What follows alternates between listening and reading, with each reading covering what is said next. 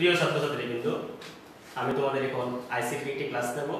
আর এই ক্লাসটি তোমাদের একাদশ দ্বাদশ, আসলে আমাদের এখন একাদশ শ্রেণীর ছাত্র নেই বললেই চলে, কারণ তোমরা এখন দ্বাদশ শ্রেণীতে উত্তীর্ণ হয়ে যাওয়ার কথা ছিল যদি আমাদের এই পরিস্থিতি স্বাভাবিক থাকতো। তারপর আমি একাদশ দ্বাদশ বলবো, আর যারা এইচএসসি পরীক্ষা দিবে তাদের জন্য, কারণ আইসিটি বিষয়টি একটা ভাগ, এর মধ্যে কোনো প্রথম পত্র দ্বিতীয় পত্র নেই। তাই আমার এই লেকচারটি একাদশ দ্বাদশ অর্থাৎ যারা পরীক্ষার্থী তাদের জন্য অত্যন্ত গুরুত্বপূর্ণ আমি মনে করি। তাহলে আমাদের আজকের ক্লাস হলো আইসিটি। আর আইসিটি বিষয়ের আমি তৃতীয় অধ্যায় অর্থাৎ সংখ্যা পদ্ধতি ও ডিজিটাল ডিভাইস যে অধ্যায়টা রয়েছে সেই অধ্যায়ের উপর আলোচনা করব। তবে পুরো অধ্যায় নয়, আমি সংখ্যা পদ্ধতি অংশের সংখ্যা পদ্ধতির রূপান্তর নিয়ে তোমাদের সাথে কথা বলতে চাই। তাহলে আমি যে বিষয় নিয়ে আলোচনা করতে চাই তার হেডলাইনটি আমি বলে লিখে দিচ্ছি, আর তোমাদেরকে বলবো তোমরা কাগজ কলম সাথে রাখো এবং তোমরা সাথে সাথে লিখে দিবে। আমি একটু আস্তে আস্তে বলার চেষ্টা করব, আর তোমাদের মতামত থাকলে মতামতগুলো আমি নেক্সট ক্লাসে আনসার দেওয়ার চেষ্টা করব, কারণ আমি সাথে সাথে তোমাদের আনসারগুলো দিতে পারবো না। তাই আমাদের আজকে আলোচনার বিষয় হলো সংখ্যা পদ্ধতির রূপান্তর।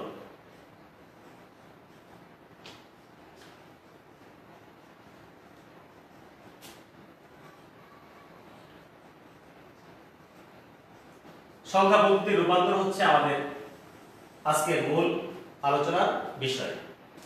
তোমরা সবাই জানো যে সংখ্যা পদ্ধতি হলো দুই ধরনের, এক স্থানিক সংখ্যা পদ্ধতি, দুই অস্থানিক সংখ্যা পদ্ধতি। আমি বলে লিখে দিচ্ছি যে সংখ্যা পদ্ধতি দুই ধরনের,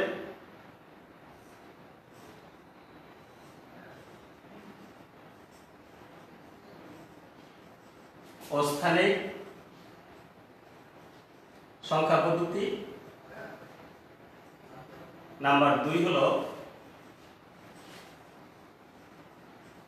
স্থানিক সংখ্যা পদ্ধতি। এই দুটি ভাগের মধ্যে আসলে আমাদের মূলত স্থানিক সংখ্যা পদ্ধতি নিয়ে তোমাদের বইতে আলোচনা করা আছে। আমরা স্থানিক সংখ্যা পদ্ধতির বিস্তারিত আলোচনার দিকে যেতে চাই। আচ্ছা, স্থানিক সংখ্যা পদ্ধতিকে এবার চারটি অংশে ভাগ করা হয়েছে এবং চারটি অংশের ভাগ তোমাদের বইতে আলোচনা করা আছে। আমি সেই চারটির নাম লিখে দিচ্ছি, তোমরা সাথে সাথে লিখে নেবে। স্থানিক সংখ্যা পদ্ধতির মধ্যে ভাগ হলো চারটি। নাম্বার এক বাইনারি। তোমরা মূলত এই বাইনারি শব্দটির সাথে পরিচিত, কিন্তু বাইনারি শব্দটার আরেকটি নাম আছে যাকে আমরা বলতে পারি দ্বিমিক সংখ্যা পদ্ধতি। আমি অবলিক দিয়ে পাশে লিখে রাখতে পারি দ্বিমিক। আরেকটু যদি বলি যে বাইনারি মানে হচ্ছে দুই ভিত্তিক সংখ্যা পদ্ধতি, আমি পাশাপাশি একটি উদাহরণ লিখে রাখবো। তাহলে বাইনারি, যেমন বাইনারি সংখ্যা পদ্ধতির অঙ্ক হলো দুটি, এই জন্য আমরা বাইনারি সংখ্যা পদ্ধতি বলি, যার অঙ্ক হচ্ছে দুটি, 0 আর হচ্ছে 1।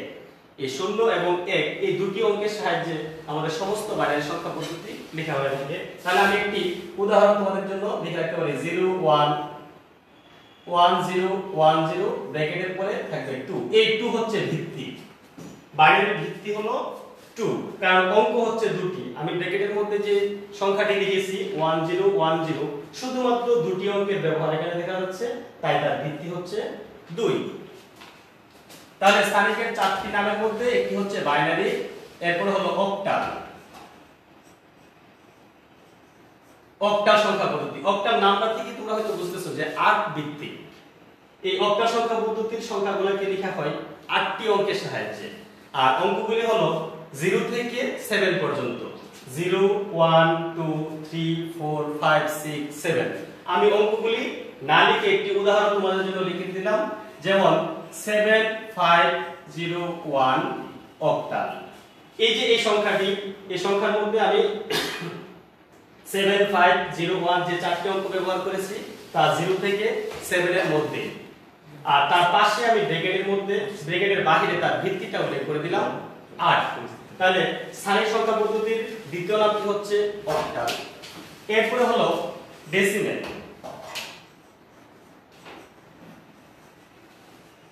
ডেসিমেল এই নামটির সাথে তোমরা পরিচিত, তবে তার কিন্তু আরেকটি নাম রয়েছে দশমিক সংখ্যা পদ্ধতি, 10 ভিত্তিক সংখ্যা পদ্ধতি। আমি পাশে ওই নামটা লিখে রাখি দশমিক। দশমিক সংখ্যা পদ্ধতি তার ভিত্তি হচ্ছে 10, অর্থাৎ ডেসিমেল সংখ্যা পদ্ধতির সমস্ত সংখ্যাগুলিকে লেখা হবে 10টি অঙ্কের মাধ্যমে, আর এই অঙ্কগুলি হবে 0 থেকে 9 পর্যন্ত। সমস্ত সংখ্যা পদ্ধতির অঙ্কগুলি আসলে 0 থেকে শুরু হবে, যেমন বাইনারি ছিল 0 1, অক্টাল হচ্ছে 0 থেকে 7, ডেসিমেল হবে 0 থেকে 9। আমি একটি উদাহরণ পাশে লিখে রাখতে পারি, যেমন 9503 ডেসিমেল। আমি ডেসিমেল সংখ্যার যে উদাহরণটি ব্যবহার করেছি তার মধ্যে 0 থেকে 9 পর্যন্ত এই অঙ্কগুলি থাকবে, আর তার ভিত্তি হচ্ছে 10। তারপর আরেকটি হচ্ছে হেক্সাডেসিমেল।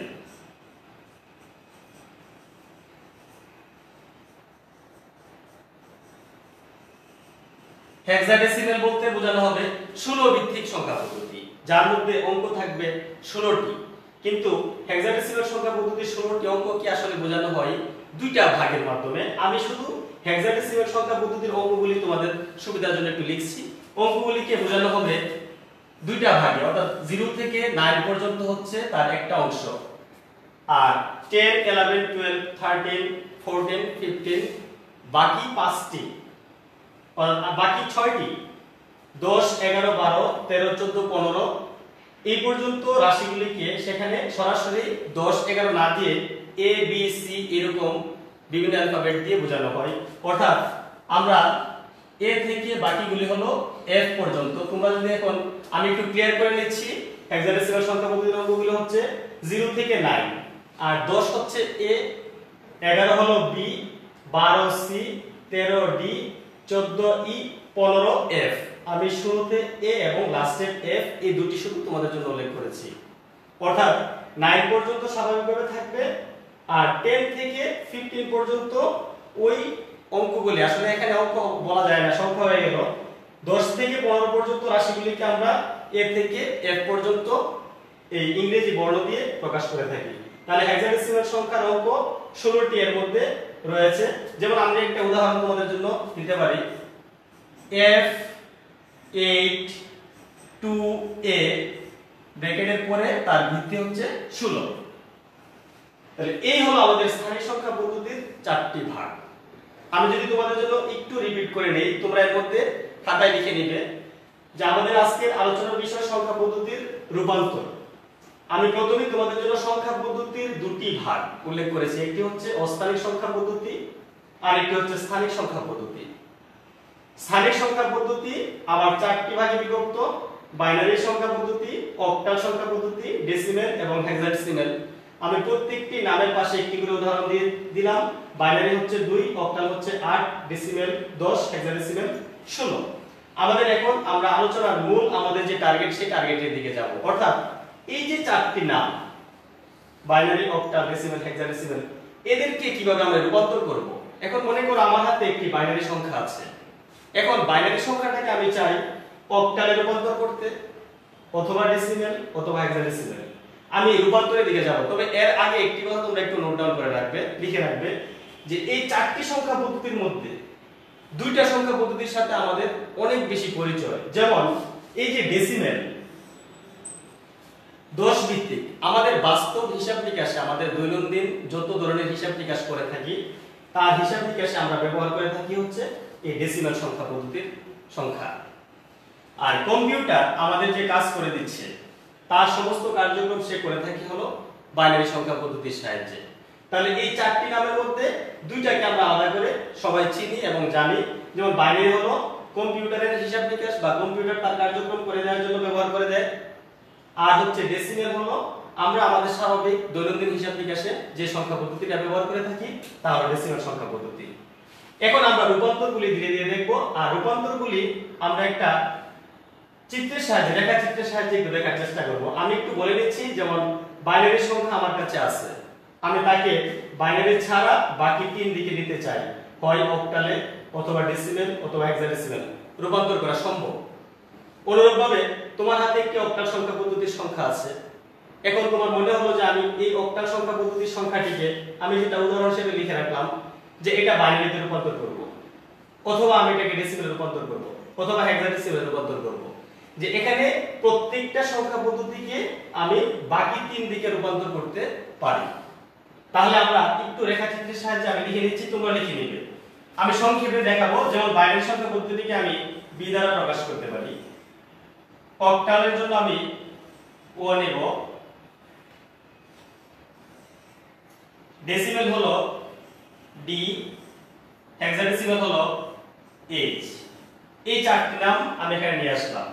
রূপান্তরের বিষয়টি হচ্ছে এরকম যে তুমি চাইলে বাইনারিকে নিতে পারো অক্টালের দিকে, অথবা বাইনারিকে নিয়ে আসতে পারো ডেসিমেল, অথবা বাইনারিকে নিতে পারো হেক্সাডেসিমেল। একজন যেতে পারো তিন দিকে।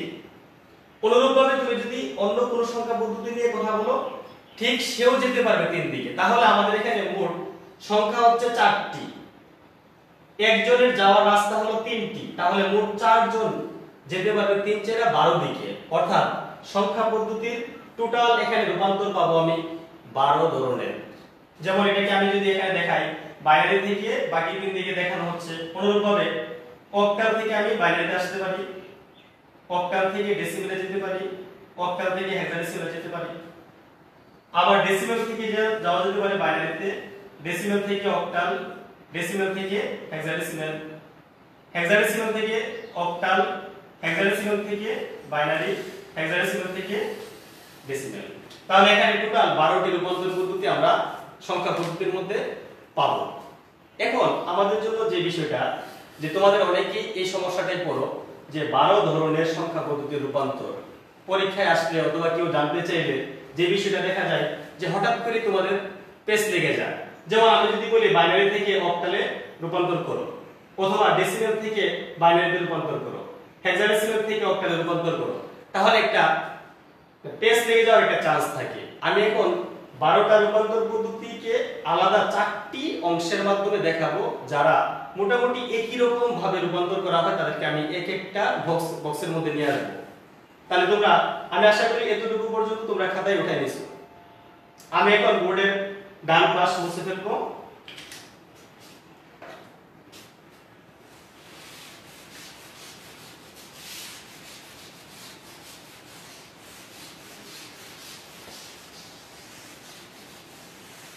আমি 12টা রূপান্তর পদ্ধতিকে এখন 4টি ভিন্ন ছকের মাধ্যমে দেখাতে চাই। তোমাদের নিশ্চয়ই মনে আছে যে 4টি নামের মধ্যে বাইনারি কম্পিউটার ব্যবহারের জন্য ব্যবহার করা হয়, ডেসিমেল হচ্ছে আমাদের দৈনন্দিন কাজের জন্য ব্যবহার করা হয়। তাহলে আমি প্রথমে যে জিনিসটা নিয়ে আসবো, যেমন আমি সংক্ষেপে লিখব।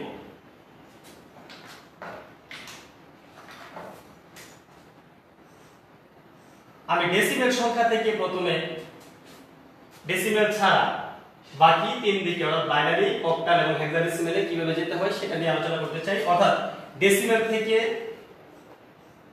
বাইনারিতে, what binary, decimal to what octal, decimal to what hexadecimal. অর্থাৎ আমাদের দৈনন্দিন কাজে ব্যবহার করা এই ডেসিমেল সংখ্যাটা থেকে বাইনারিতে রূপান্তর, অক্টালে রূপান্তর এবং হেক্সাডেসিমেলে রূপান্তর, এই তিনটা পদ্ধতি একই রকম, শুধুমাত্র অঙ্কের ফিগার চেঞ্জ হবে, বাকি নিয়ম এক। তাহলে আমাদের এখানে টোটাল 12টি নিয়ম আমরা পাওয়ার কথা তোমরা জানো। তার মধ্যে 3টা চলে গেল, এই 3টাকে আমি একটি বক্সের মধ্যে রাখবো। এই 3টি রূপান্তর একই রকম। তাহলে তোমাদের এখন যে বিষয়টা আমি বলবো, যে মনে রাখার সহজ উপায় হচ্ছে যে ডেসিমেল সংখ্যা থেকে যদি অন্য কোনো সংখ্যা পদ্ধতিতে যেতে বলা হয়, তাহলে তোমরা এই প্রথম বক্স যেটা আমি এখানে লিখে নিলাম সেটার কথা মনে রাখবে। তাহলে আমি এটা নাম দেব হচ্ছে বক্স 1। তাহলে একটা বক্স চলে গেল 3টা নিয়মের মাধ্যমে। দ্বিতীয়ত আমি এই প্রথম বক্সের ঠিক উল্টা যেগুলো হতে পারে সেগুলোকে আমি দ্বিতীয় বক্সে রাখবো। অর্থাৎ যেমন বাইনারি থেকে যাব হলো ডেসিমেল, অক্টাল থেকে যাব হচ্ছে ডেসিমেল এবং হেক্সাডেসিমেল থেকে যাব হলো ডেসিমেল। এটা হলো আমাদের দ্বিতীয় বক্স বা দ্বিতীয় ছক। তোমরা যদি লক্ষ্য করে থাকো প্রথম বক্স এবং দ্বিতীয় বক্স প্রায় একই রকম, তবে বিপরীত ভাবে। যেমন প্রথম বক্সে ছিল ডেসিমেল সংখ্যা থেকে বাকি তিন দিকে রূপান্তর, আমাদের দ্বিতীয় বক্সের মধ্যে হচ্ছে ডেসিমেলের দিকে যাব, এবার বাকি তিন দিক থেকে বাইনারি থেকে ডেসিমেলে যাব, অক্টাল থেকে ডেসিমেলে যাব, অথবা হেক্সাডেসিমেল থেকে ডেসিমেলে যাব। এটাকে ধরবো আমরা হচ্ছে বক্স 2। তাহলে এখন তোমরা একটু ক্লিয়ার করে নেবে যে যদি ডেসিমেল সংখ্যার রূপান্তর এরকম কোনো বিষয় থাকে, হয় ডেসিমেল থেকে অন্য দিকে যাবে অথবা অন্য সংখ্যা তিনটি থেকে ডেসিমেলের দিকে আসবে, তাহলে আমাদের বক্স 1 আর হচ্ছে বক্স 2 এই দুটি এর বাইরে, তাহলে আমাদের মোট দুটি বক্সের মাধ্যমে 6টি নিয়ম চলে গেল। আমাদের টোটাল নিয়ম ছিল 12টি, তোমাদের এটা মনে রাখতে হবে। 12টি নিয়মের মধ্যে আমাদের চলে গেল 6টি। এই 6টির মধ্যে তোমরা ডেসিমেল সংখ্যা সব জায়গায় দেখতে পাচ্ছ, আর বাকি 6টি নিয়মের মধ্যে আমরা ডেসিমেল সংখ্যা দেখতে পাবো না। এটা তোমরা ক্লিয়ার করে রাখবে। তাহলে বক্স 2 গেল। এবার বক্স 3, আমি বক্স 3টাকে তার 2 এর নিচে লিখতেছি। এখানে একটু যেমন এবার আর ডেসিমেল থাকবে না, ডেসিমেল আমরা পাবো না, ডেসিমেল এই দুটি বক্সের মধ্যে থাকবে। যেমন এবার যাও বাইনারি থেকে অক্টালে রূপান্তর, বাইনারি থেকে হেক্সাডেসিমেল রূপান্তর, কিন্তু বাইনারি থেকে ডেসিমেল রূপান্তর আর আসবে না, কারণ বাইনারি থেকে ডেসিমেল রূপান্তর বক্স 2 তে চলে আসছে। ঠিক আমি 3 নাম্বার হিসেবে এই প্রথমটা বিপরীতটাকে নিতে পারি, অর্থাৎ অক্টাল থেকে যাব হলো বাইনারিতে।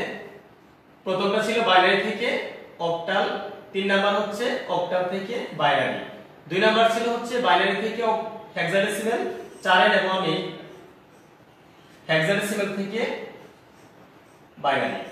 এই 4টি নিয়মকে আমি একটা জায়গায় রাখতে চাই, কারণ এই 4টি নিয়ম প্রায় কাছাকাছি নিয়মের মাধ্যমে করা যাবে।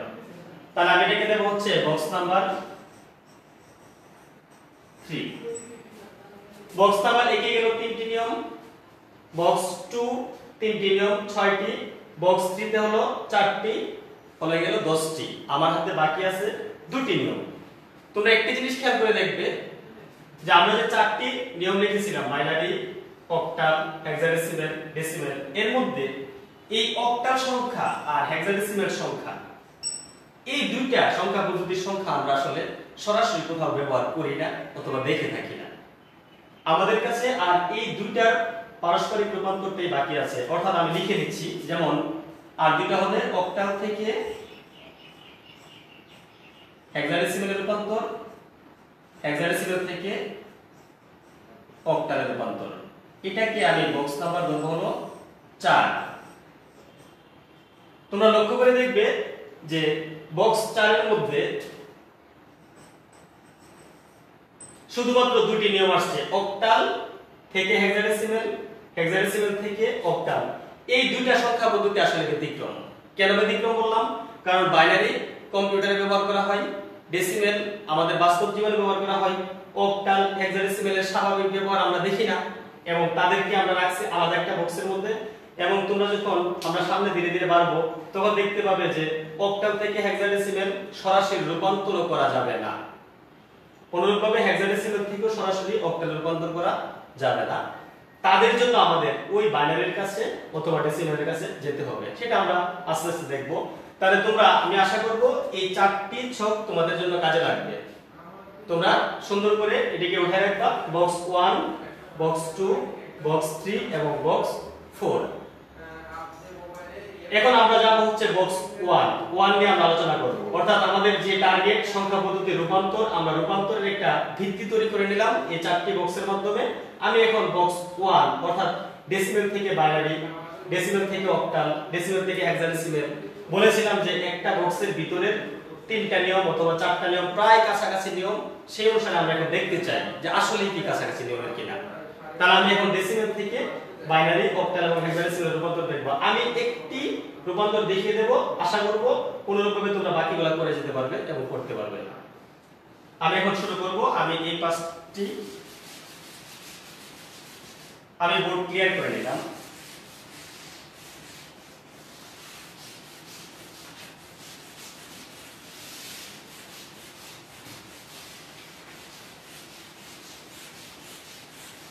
তাহলে আজকের আলোচনার বিষয় ছিল বক্স 1 বা বক্স 1। আমি বক্স 1 এর 3টি নিয়মকে আমার এখানে লিখে নিলাম, অর্থাৎ ডেসিমেল থেকে যাব হলো বাইনারি, ডেসিমেল থেকে যাব অক্টাল, ডেসিমেল থেকে যাব হলো হেক্সাডেসিমেল। পাশে লিখে রাখলাম তোমাদের বোঝার সুবিধার জন্য। তাহলে আমি প্রথম ডেসিমেল থেকে বাইনারি সংখ্যায় রূপান্তর আমি দেখতে চাই। তিনটি উদাহরণে আমি কাজ করব। যেমন নাম্বার 1, মনে করো 91 ডেসিমেল সংখ্যা রূপান্তর করতে চাই বাইনারিতে। নাম্বার বি হচ্ছে 0.72 ডেসিমেল থেকে যেতে চাই বাইনারি। নাম্বার সি তে আমি রাখবো 91.72 ডেসিমেল থেকে যেতে চাই বাইনারি। তোমরা লক্ষ্য করে দেখো তিনটি উদাহরণ এখানে এ, বি এবং সি। নাম্বার এ তে আমি শুধু একটি পূর্ণ সংখ্যা নিয়েছি 91, এখানে দশমিক অংশ নেই 91। নাম্বার বি 0.72 অর্থাৎ শুধুমাত্র একটি ভগ্নাংশ অংশ, একটি ভগ্নাংশের পরের অংশ, যেমন 0.72। আর নাম্বার সি হচ্ছে 91.72 অর্থাৎ এ এবং বি ওই দুটিকে নিয়ে একত্র করে আমি সি নাম্বার দিয়ে আরেকটা অঙ্ক তৈরি করেছি। আমি যদি এই সি নাম্বারের অঙ্কটি তোমাদের জন্য সমাধান করে দেই, আশা করব এ এবং বি তোমরা করে ফেলতে পারবে। আর পাশাপাশি একটি জিনিস তোমরা একটু খেয়াল রাখবে যে বক্স 1 এর মধ্যে আমরা আছি এবং বলেছিলাম প্রথমেই যে বক্স 1 এর তিনটি একই রকম নিয়ম, একই রকম নিয়ম, এই কথাটা মনে রাখতে হবে। কারণ এই তিনটা রূপান্তর আমি ডেসিমেল থেকে বাইনারিতে যাচ্ছি। আমি একটু পরেই তোমাদেরকে হয়তো বলবো সেম রাশিগুলোকে তোমরা বাইনারি বাদ দিয়ে অক্টালে নিয়ে যাও অথবা হেক্সাডেসিমেলে নিয়ে যাও, তাহলে তিনটা রূপান্তর একই রকম। তাহলে আমি এখন নাম্বার সি এর সমাধান করে দেব। সি এর সমাধানের মধ্য দিয়ে আমি এ এবং বি এর সমাধান পেয়ে যাব। তাহলে আমি সি এর সমাধানটা শুরু করি। আবার আমি সি থেকে উল্লেখ করে দিলাম, সি হলো 91.72 ডেসিমেল থেকে যাব হলো বাইনারি। এখন এখানে দুটি অংশ, দশমিকের আগে হচ্ছে 91, দশমিকের পরে হলো 72। তাহলে দুটি অংশকে দুটি ভিন্নভাবে বাইনারিতে রূপান্তর করতে হবে। ভিন্ন রকম কি রকম? যেমন আমি অঙ্কটা সমাধান করতে করতে তোমাদের সাথে আলোচনা করলে সুবিধা হবে। আগে আমরা দশমিকের আগে 91 অর্থাৎ যেটা পূর্ণ অংশ বলি, দশমিকের আগের অংশটা পূর্ণ অংশ তোমরা জানো, দশমিকের পরের অংশ হচ্ছে ভগ্নাংশ অংশ। তাহলে আমি এখন পূর্ণ অংশটাকে আগে বলতেছি এবং লিখে নিবে তোমাদের সুবিধার জন্য। যদি এরকম একই সংখ্যার মধ্যে ভগ্নাংশ এবং পূর্ণ অংশ থাকে তাহলে তোমরা দুটি ভাগ আলাদা করে একটু লিখে নিবে। যেমন পূর্ণ অংশ আমি লিখে নিলাম 91। এখন ডেসিমেল থেকে বাইনারিতে রূপান্তর কিভাবে করা হবে? ডেসিমেল সংখ্যার যে পূর্ণ অংশটাকে রূপান্তর করতে চাই সেই পূর্ণ অংশটাকে যেহেতু বাইনারিতে নেব, দুই ভিত্তিকে আমি 2 দিয়ে ভাগ করতে থাকবো এবং ভাগ করে পাশাপাশি ভাগফল এবং ভাগশেষটা লিখবো। হয়তো আমার কথা শুনে অনেকে তোমরা বুঝে গেছো অথবা অনেকে তোমাদের একটু মনে হচ্ছে যে এই লেখার পরে হয়তো তোমরা দেখে বোঝার চেষ্টা করবে। আমি লিখে তো আপনাদের বলছি, যেমন 91 ভাগটা হচ্ছে একটু ভিন্ন রকম 2 কেন বাইনারিতে যাব, এজন্য মনে রাখতে হবে ডেসিমেল থেকে বাইনারিতে যাওয়ার সময় ডেসিমেল সংখ্যার অঙ্কটিকে আমরা যত ভিত্তিকে যাব 2 ভিত্তিকে যাচ্ছি 2 দিয়ে ভাগ করব। তাহলে ভাগ করে নিচে ভাগফল এবং ভাগশেষ লিখে রাখো পাশাপাশি। যেমন 2 দিয়ে যদি তুমি 91 কে ভাগ করো, আমি ভাগটা একটু দেখাচ্ছি কত পাওয়া যাবে। অনেকে হয়তো আলাদা করে করলে সুবিধা হবে অথবা একসাথে করে ফেলতে পারো। যেমন 91 কে 2 দিয়ে ভাগ করলে পাওয়া যাবে 4 দুগুণে 8, 9 থেকে 8 গেলে 1, 1 5 দুগুণে 10, অর্থাৎ ভাগফল পেলাম আমরা 45, ভাগশেষ হচ্ছে 1। আমার এই দুটো রাশি দরকার। আমি এখানে ভাগফলটা লিখে নেব 45, তার পাশে লিখব হচ্ছে ভাগশেষ 1। এটা অনেকে মনে করে যে 45 বিয়োগ 1, নো, 45 হচ্ছে ভাগফল আর 1 হচ্ছে ভাগশেষ। দুটি আলাদা করে রাখার জন্য আমরা মাঝখানে একটা ড্যাশের মতো চিহ্ন দিলাম, এটা কোনো বিয়োগ চিহ্ন না। পরবর্তীতে আমি কি করব, শুধুমাত্র ভাগফলটাকে ভাগ করব, অর্থাৎ 45 কে 2 দিয়ে নিয়মিতভাবে ভাগ করতে থাকব। কতক্ষণ পর্যন্ত? যতক্ষণ না পর্যন্ত আমি এই ভাগফলটা শূন্য না পাই। তাহলে আমি তারপর আবার 2 দিয়ে ভাগ করি। যেমন 2 দুগুণে 4, 2 দুগুণে 4, 22 দুগুণে 44, আমার ছিল 45, তাহলে ভাগশেষ আবার হলো 1। তারপর 22 কে আবার আমি ভাগ করব 2 দিয়ে, 11 দুগুণে 22 বেড়ে গেছে, আমার ভাগশেষ হবে 0। আবার 2 দিয়ে 5 দুগুণে 10, ভাগশেষ হচ্ছে 1। আবার 2 দিয়ে ভাগ করলে 2 দুগুণে 4, ভাগশেষ হচ্ছে 1। 2 কে 1 দিয়ে ভাগ 2 দিয়ে ভাগ করব, ভাগফল হচ্ছে 1, 0 হচ্ছে ভাগশেষ, লাস্ট এই 1 কে ভাগ করব 2 দিয়ে, ভাগফল পাওয়া যাবে 0 আর এই 1 চলে যাবে ভাগশেষ হিসাবে। তাহলে আমি পূর্ণ অংশ ছিল 91, তাকে নিয়মিতভাবে 2 দিয়ে ভাগ করলাম কতক্ষণ, যতক্ষণ না পর্যন্ত এই ভাগফলটা 0 না পাওয়া যায়। আমার টার্গেট হচ্ছে ভাগফল 0 পাওয়া, আর পাশে আমি ভাগশেষগুলোকে রেখে দিলাম। আর ভাগশেষ তোমরা লক্ষ্য করে দেখো 0 আর হচ্ছে 1, এই দুটি অঙ্ক শুধু পেলাম, কারণ হচ্ছে আমরা বাইনারিতে যেতে চাই। আমাদের এখন এই ভাগশেষগুলিকে দিয়ে আমি আমার ফলটা লিখে নিতে পারবো। এখন এই দুটি, এখানে যে প্রথম ভাগশেষ 1 ছিল তাকে আমরা বলি একটি নামে নামকরণ করে থাকি, তার নাম হচ্ছে LSB, অর্থাৎ লিস্ট সিগনিফিকেন্ট বিট। আর সবার শেষে যে ভাগশেষটা তার নাম হচ্ছে MSB, মোস্ট সিগনিফিকেন্ট বিট। তোমরা চাইলে লিখে রাখতে পারো লিস্ট সিগনিফিকেন্ট বিট আর হচ্ছে মোস্ট সিগনিফিকেন্ট বিট। এই হচ্ছে আমাদের দুটি ভাগশেষের নাম। তাহলে আমাদের এখন ফলটা পাবো কি করে? ফলাফলটি হবে, যদি আমি নিচে লিখে নিচ্ছি, শুধুমাত্র 91 এর জন্য আমাদের রেজাল্ট হবে 91 ডেসিমেল সমান সমান নিচ থেকে উপরের দিকে ভাগশেষগুলোকে আমি ক্রমান্বয়ে লিখব, অর্থাৎ মোস্ট সিগনিফিকেন্ট বিট থেকে লিস্ট সিগনিফিকেন্ট বিটের দিকে যাব, অর্থাৎ 1 0 1 1 0 1 1 1 0 1 1 0 1 1 বাইনারি। অর্থাৎ মোস্ট সিগনিফিকেন্ট বিট যেটা ছিল সেটা আসছে সবার প্রথম, আর লিস্ট সিগনিফিকেন্ট বিট হচ্ছে সবার শেষ। এটার ব্যাখ্যা আমি অন্য সময় করব, কেন মোস্ট এবং কেন লিস্ট বললাম। আপাতত আমি সামনের দিকে বাড়তে চাই। তোমরা শুধু দুটি নাম মনে রাখবে। পরীক্ষার্থী যারা, তাদেরকে আমি বলি যে তোমাদের কিন্তু এমসিকিউর মধ্যে জানতে চাওয়া হয় যে কোনটিকে মোস্ট সিগনিফিকেন্ট বিট বলা হবে, কোনটিকে লিস্ট সিগনিফিকেন্ট বিট বলা হবে। এখন অনেকে হয়তো পেস্ট লাগাই ফেল।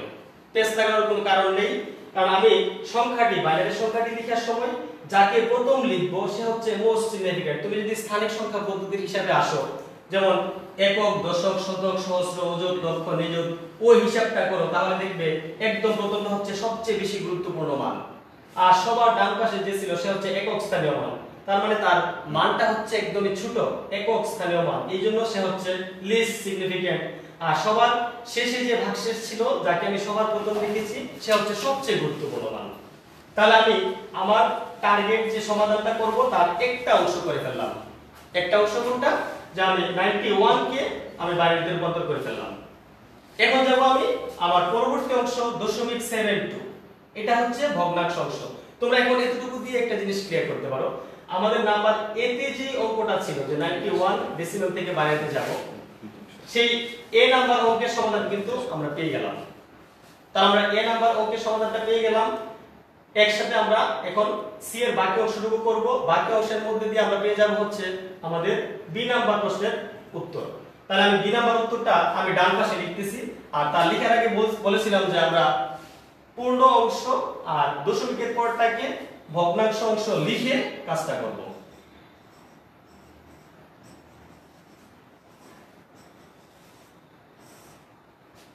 ভগ্নাংশ অংশ কত আমাদের? 0.72। এবার আমাদের টার্গেট হচ্ছে এই 0.72 ডেসিমেল অংশটুকুকে বাইনারিতে রূপান্তর করতে চাই। তাহলে কিভাবে রূপান্তর করব? দশমিক অংশটা হচ্ছে পূর্ণ অংশের ঠিক বিপরীত। বিপরীত কি রকম? যেমন পূর্ণ অংশটাকে আমি শুধু 2 দিয়ে ভাগ করতেছিলাম, কিন্তু দশমিক অংশকে আমি 2 দিয়ে গুণ করব। আর গুণটা কি রকম? আমি পাশাপাশি নরমাল গুণের মতো 2 দিয়ে গুণ করব।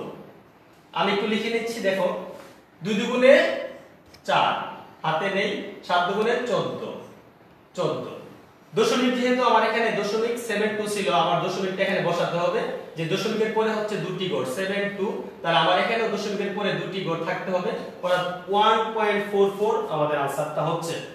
তবে পূর্ণ অংশে যেমন আমরা ভাগশেষটাকে আলাদা করে রেখেছিলাম, এখন ভগ্নাংশ অংশের জন্য আমার দরকার হচ্ছে পূর্ণ অংশ, অর্থাৎ 1.44 এই রাশিটার শুধু 1 আমার লাগবে। এজন্য আমি একটা কাজ করব, এই দশমিকের আগের যে 1 আসছে তাকে একটু আলাদা করে আমি রেখে দেব, একটা দাগ টেনে আলাদা করে রেখে দিলাম। অর্থাৎ আমার রেজাল্ট ছিল 0.72 কে 2 দিয়ে গুণ করে 1.44। আমি দশমিকের আগের এককে একটা দাগ টেনে আলাদা করে নিয়ে আসছি।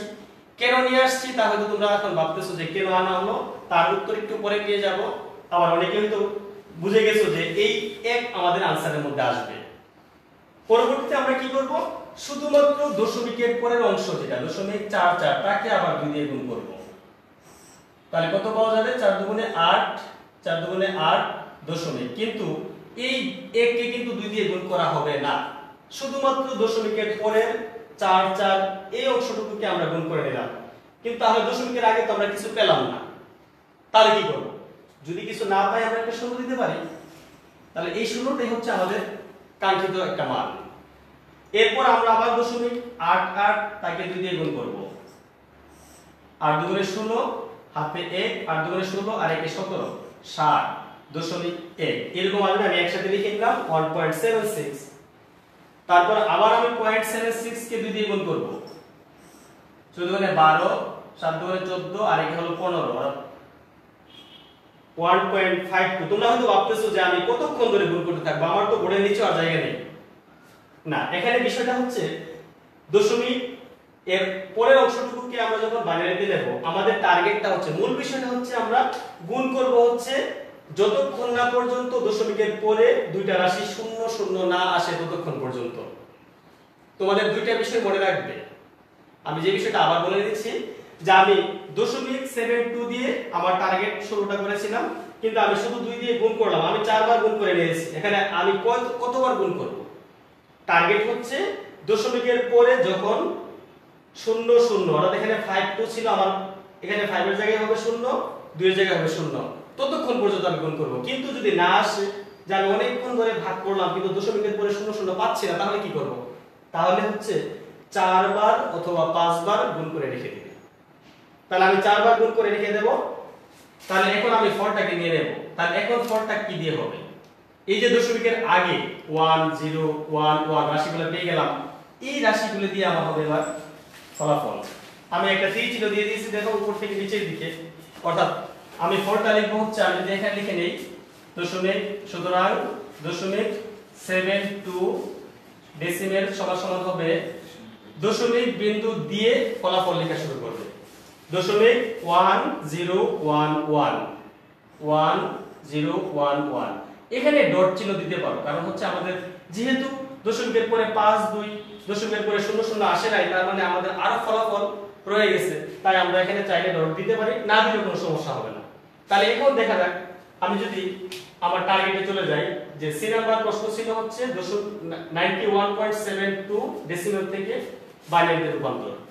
আমি তাকে দুটি ভাগ করে নিলাম, কারণ এখানে দশমিকের আগে একটি অংশ ছিল, তার সমাধানটা হচ্ছে এই বাম পাশে, আর 0.72 তার आंसरটা হচ্ছে ডান পাশে। এখন তোমরা মিলিয়ে নাও যে শুধু বি নাম্বার প্রশ্নের মধ্যে কি ছিল, 0.72 ডেসিমেল, যেতে হবে কোথায়, বাইনারিতে, তার आंसर এখানে দেওয়া আছে। এ নাম্বারের आंसरটা আগেই ছিল। এখন যদি আমি সি এর কথা চিন্তা করি, তাহলে কি হবে, সি এর आंसर দুটিকে আমি একত্রে করে ফেলবো। আমি आंसरটাকে উপরের দিকে লিখে নিচ্ছি, তোমরা কিন্তু আলাদা করে পাশাপাশি লিখতে পারো, তারপর একসাথে आंसरটা লিখে নেবে। आंसर হবে তার নিচে, আমার যেহেতু বোর্ডে জায়গা নেই আমি উপরে লিখে নিচ্ছি, অর্থাৎ এখানে লিখে নিচ্ছি। ফলটা হবে কি, যে 91.72 তার ফলাফল হবে 91 এর অংশটুকু আগে আসবে 1011011 দশমিক 72 এর आंसरটুকু উপরে যাবে 0.1011 ডট দিলেও পারে, না দিলেও সমস্যা হবে না, বাইনারি। এই হলো আমার ডেসিমেল সংখ্যা থেকে বাইনারি সংখ্যা রূপান্তর। আচ্ছা, এখন তাহলে আমাদের তোমাদেরকে বলেছিলাম যে বক্স এ কি ছিল, ডেসিমেল থেকে বাইনারি, ডেসিমেল থেকে অক্টাল, ডেসিমেল থেকে হেক্সাডেসিমেল। আমি আশা করব তোমরা অঙ্কটা যার যার খাতায় উঠিয়ে নিয়েছো।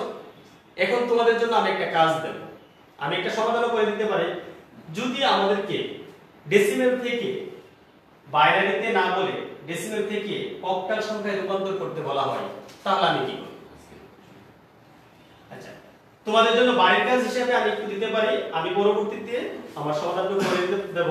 যেমন আমি একটু তোমাদেরকে এটা তোমাদের সুবিধার জন্য বলে দিচ্ছি যে ডেসিমেল সংখ্যা থেকে বাইনারিতে না হয় ডেসিমেল থেকে অক্টাল, ধরো 91 ডেসিমেল থেকে তোমাদেরকে অক্টালে যেতে বলা হলো, অথবা 0.72 থেকে অক্টালে যেতে বলা হলো, অথবা যে পরের অঙ্কটা ছিল 91.72 থেকে ডেসিমেলে যেতে বলা হলো।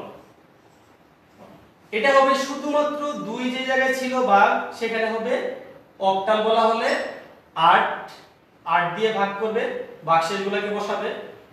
আর দশমিক অংশটাকে যদি নিতে হয় তাহলে দশমিক এখানে 2 এর জায়গায় শুধুমাত্র বসবে 8। এটা নিজেরা চেষ্টা করবে, নয়তো আমি আগামী দিন তোমাদের সাথে পরের অংশ নিয়ে আলোচনা করব। তাহলে আজকে এতটুকু হবে, আমি আগামী দিন